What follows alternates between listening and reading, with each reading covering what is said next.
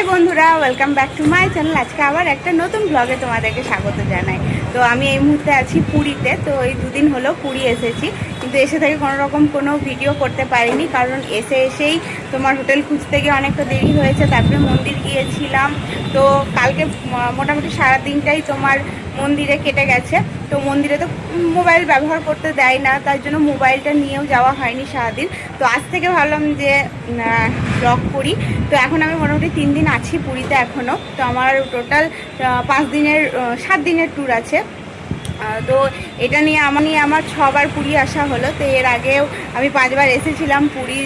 তো মাঝে একবার এসেছিলাম, তখন জগন্নাথ দেবের পুজো দেওয়া হয়নি, কারণ আমি যেদিন আসি তার 2 দিন পরেই আমার একটা দাদু মারা গিয়েছিলো, ওই জন্য পুজোটা দেওয়া হয়নি। তো কালকে আমরা খুবই ভালোভাবে জগন্নাথ দর্শন করেছি। আজকে আবার যাব ভাবছি, অনেকটা রাত্রের দিকে যাব, তাহলে যদি ফাঁকা থাকে। তো কালকে গিয়েছিলাম বিকেল দিকে, প্রচণ্ড চাপ ছিল। আর কালকে ওদের এখানে কিছু রিচুয়ালস ছিল অনেক রকম, তো ওই কারণে আরও বেশি ভিড় ছিল।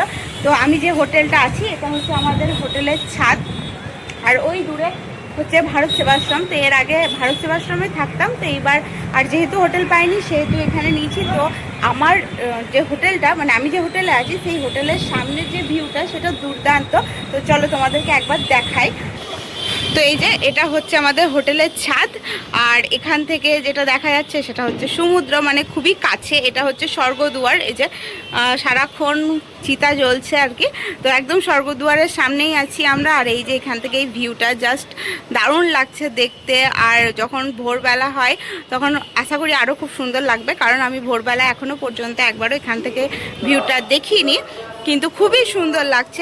আজকে একটু রোদটা পড়ে গেছে, ওই জন্য একটু কম একটু কম সুন্দর লাগছে। রোদ থাকলে আরও সুন্দর লাগে। আর এখানে তো আমি এখন রেডি হয়ে বিচে যাব। আর সকালবেলাতে তো স্নান করতেই টাইম চলে যায়। তো সকালবেলা উঠে ফ্রেশ হয়ে তোমার গিয়েছিলাম বিচে স্নান করতে। আর আমি সমুদ্রে নামলে মোটামুটি 2-2.5 ঘন্টার আগে উঠি না, তো পুরোপুরি ট্যান পড়ে যায় মুখে হাতে পায়ে।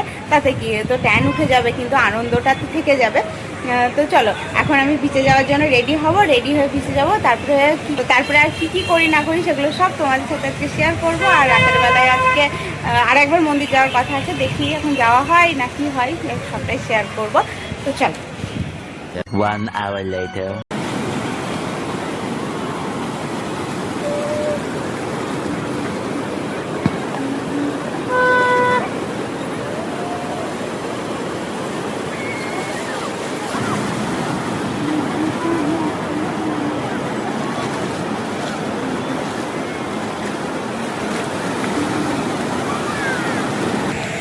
তো আমি, বুনু, মা, বাবা রেডি হয়ে এইমাত্র বিচে এলাম। তো বিচে এসে অনেকগুলো ছবি তুললাম। তো এই যে পিছনে আমার সমুদ্র। তো সন্ধে লেগে গিয়েছে, আর পুরীতে তো মেলা হয়, তো মেলার দোকানপাটগুলোও খুলে গিয়েছে। তো কিছু কেনার আছে কানের।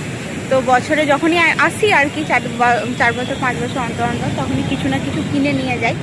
তো চলো আজ কিছু কানের কিনবো। তো কি কিনি না কিনি সেগুলো সবই তোমাদের সাথে শেয়ার করবো। তো চলো।